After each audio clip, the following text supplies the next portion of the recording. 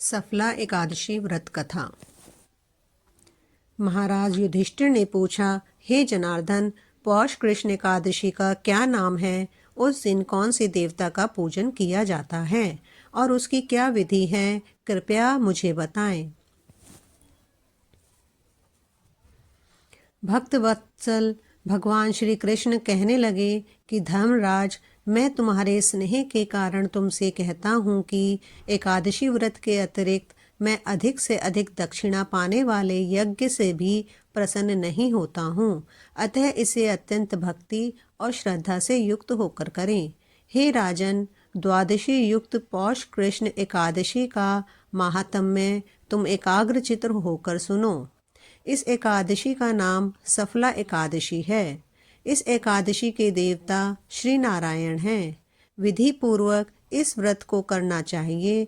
जिस प्रकार नागों में शेषनाग, पक्षियों में गरुड़, सब ग्रहों में चंद्रमा, यज्ञों में अश्वमेघ और देवताओं में भगवान विष्णु श्रेष्ठ हैं, उसी तरह सब व्रतों में एकादशी का व्रत श्रेष्ठ है।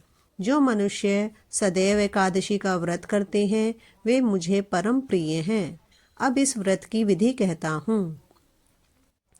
मेरी पूजा के लिए ऋतु के अनुकूल फल, नारियल, नींबू, नैवेद्य आदि 16 वस्तुओं का संग्रह करें।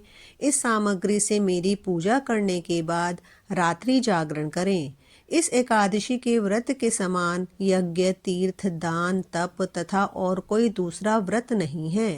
5000 वर्ष तक करने से जो फल मिलता है उससे भी अधिक फल सफला एकादशी का व्रत करने से मिलता है। हे राजन, अब आप इस एकादशी की कथा सुनिए। चंपावती नगरी में एक महिष्मान नाम का राजा राज्य करता था। उसके 4 पुत्र थे। उन सब में लुम्पक नाम वाला बड़ा राजपुत्र महापापी था। वह पापी सदा पर स्त्री और वैश्यगमन तथा दूसरे बुरे कार्यों में अपने पिता का धन नष्ट किया करता था। सदैव ही देवता, ब्राह्मण, वैष्णवों की निंदा किया करता था। जब राजा को अपने बड़े पुत्र के ऐसे कुकर्मों का पता चला तो उन्होंने उसे अपने राज्य से निकाल दिया। तब वह विचारने लगा कि कहाँ जाऊं, क्या करूं। अंत में उसने चोरी करने का निश्चय किया। दिन में वह वन में रहता और रात्रि को अपने पिता की नगरी में चोरी करता तथा प्रजा को तंग करने और उन्हें मारने का कुकर्म करता। कुछ समय पश्चात सारी नगरी भयभीत हो गई। वह वन में रहकर पशु आदि को मारकर खाने लगा। नागरिक और राज्य के कर्मचारी उसे पकड़ लेते किंतु राजा के भय से छोड़ देते। वन में एक अति प्राचीन विशाल पीपल का वृक्ष था। लोग उसकी भगवान के समान पूजा करते थे। उसी वृक्ष के नीचे वह महापापी लुम्पक रहा करता था। इस वन को लोग देवताओं की क्रीड़ा स्थली मानते थे। कुछ समय पश्चात पौष कृष्ण पक्ष की दशमी के दिन वह वस्त्रहीन होने के कारण शीत के चलते सारी रात्रि सो नहीं सका।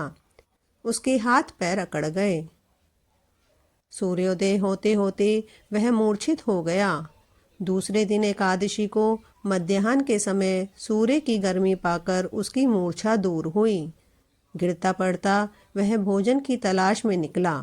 पशुओं को मारने में वह समर्थ नहीं था, अतः पेड़ों के नीचे गिरे हुए फल उठाकर वापस उसी पीपल वृक्ष के नीचे आ गया।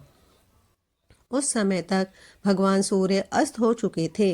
वृक्ष के नीचे फल रखकर कहने लगा, हे भगवान, अब आपके ही अर्पण है ये फल, आप ही तृप्त हो जाइए। उस रात्रि को दुख के कारण नींद भी नहीं आई। उसके इस उपवास और जागरण से भगवान अत्यंत प्रसन्न हो गए और उसके सारे पाप नष्ट हो गए। दूसरे दिन प्रातः एक अति सुंदर घोड़ा अनेक सुंदर वस्तुओं से सजा हुआ उसके सामने आकर खड़ा हो गया।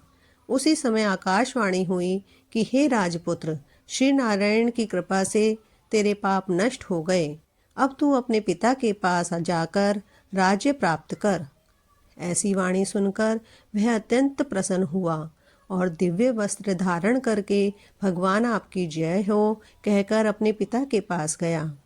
उसके पिता ने प्रसन्न होकर उसे समस्त राज्य का भार सौंप दिया और वन का रास्ता लिया। अब लुम्पक शास्त्रानुसार राज्य करने लगा। उसके स्त्री पुत्र आदि सारा कुटुंब भगवान नारायण का परम भक्त हो गया।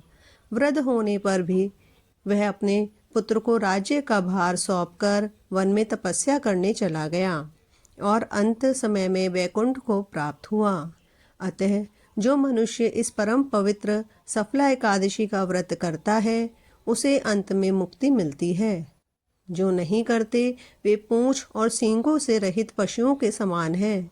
इस सफला एकादशी के महात्म्य को पढ़ने से अथवा श्रवण करने से मनुष्य को अश्वमेघ यज्ञ का फल मिलता है।